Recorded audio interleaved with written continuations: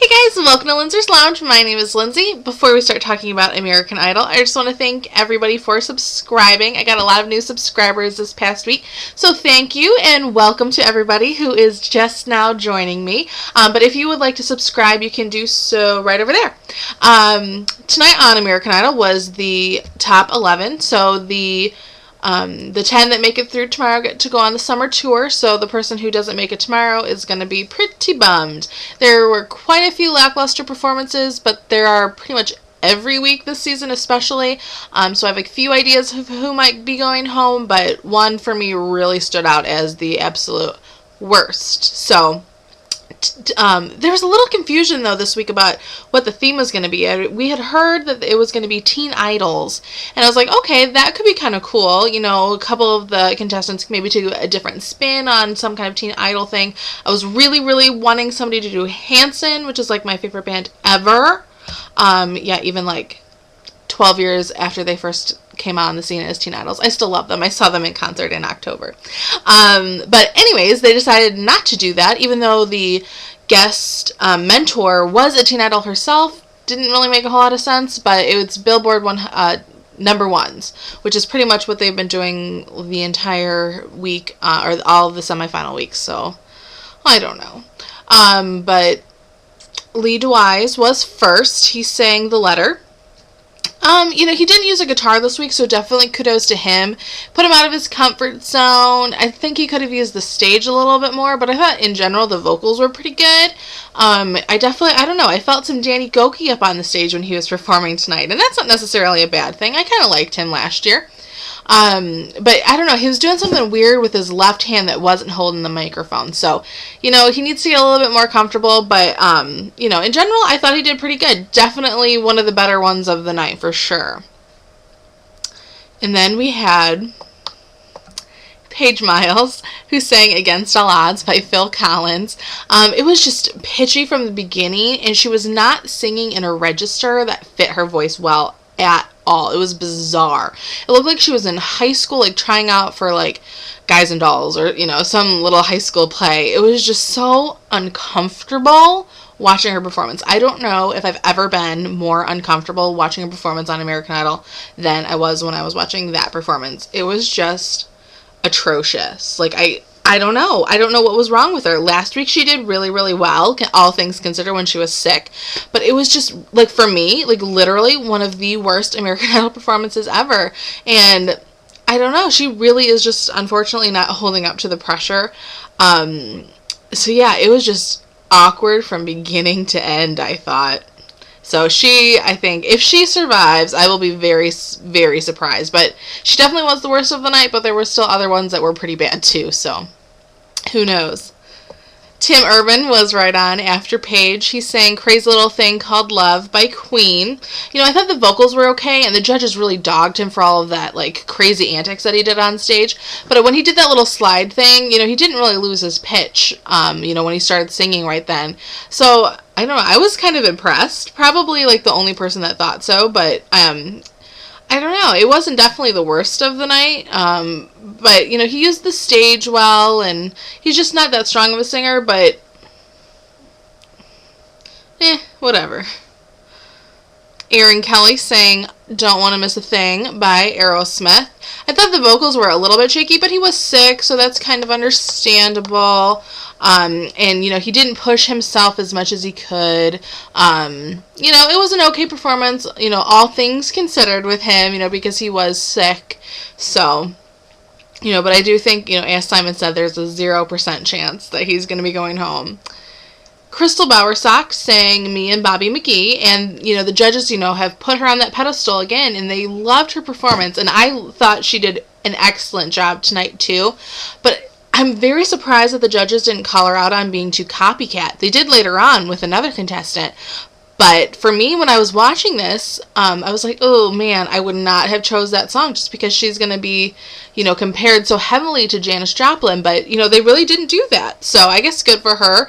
I did think she sounded great, and she definitely evoked some more energy and passion on the stage that she hadn't done before. And I liked seeing her not in black. She was wearing a cute little purple hippie dress, which I think, worked really well for that song choice, and, kind of still stayed true to her style, but still putting maybe a little bit more of a feminine spin on things, because she's been wearing like these drab black button-down shirts pretty much every week. So I don't know, I wasn't like overly impressed by it, but probably my favorite of the night. So just in general, this night was just kind of Alright, who's next? Michael Lynn. She sang When a Man Loves a Woman by Michael Bolton, and apparently Mariah Carey. I don't know if I've heard that version before. I thought his vocal was great. I liked how he was, just not so over the place like he normally is with his performances. Even when he's doing like a more powerful ballad, he stayed, with the microphone, showing us that he does know how to do that and just deliver with his voice. So I thought he did a pretty good version. Okay, sorry. Who's next? Oh, Andrew Garcia. He sang Heard It Through the Grapevine by Marvin Gaye.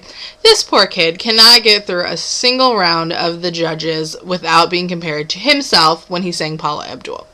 But I think Simon made a good point saying, maybe it wasn't all that we cracked it up to be in the first place, because he just has not lived up to that potential. I didn't think the song was the right song choice for him. When I first heard when he was talking with Miley Cyrus about that was the song that he was going to sing, I was like, ooh, this really could go either way. And unfortunately, it went the wrong way. I don't know. It was very old-fashioned, and he just doesn't have any idea what to do with himself without the guitar. He showed us the exact same thing last week. He just needs the guitar, and I don't know. I think he'll definitely be in the bottom 3. He's just not latching on to America like I think he was expected to. Katie Stevens then sang Big Girls Don't Cry by Fergie. I thought the song choice was a perfect fit for her. There were some rough spots, but it was not her worst performance. It was just aight for me. Casey James sang The Power of Love by Huey Lewis and the News. I thought this was an excellent song choice. The judges thought it was pretty bad of him for, not a great song choice for him, but I really kind of liked it. I thought his voice suited the song really well. And they, did kind of say that it was more of a copycat version when I thought they might be doing that to Crystal, but they didn't. But, I don't know, I liked how he brought the band down. It made it more cohesive. But the one thing he said in his little intro package that he wanted to bring the audience more into the performance, and I didn't feel that at all. I just think that his vocals were really, really spot on tonight. So that's what made the performance for me. It was not his interaction with the crowd like he thought he was going to do, but for me that didn't really work. Dee Dee Bonami sang You're No Good by Linda Ronstadt. Kind of a weird song choice. It was kind of loungy feeling. It was kind of a cool vocal. I liked it. And I think the judges were entirely too harsh on her, because I think she's getting better and better. Last week was definitely stronger for her, but I don't think she deserved all of the criticisms that she got this week. So, yeah, she's definitely safe, though. I don't think she'll even crack the bottom 3 tomorrow night. So, that's good. And closing out the show in the pimp spot, who I think this is probably like her 3rd time getting the pimp spot now, was Siobhan Magnus singing Superstition by Stevie Wonder.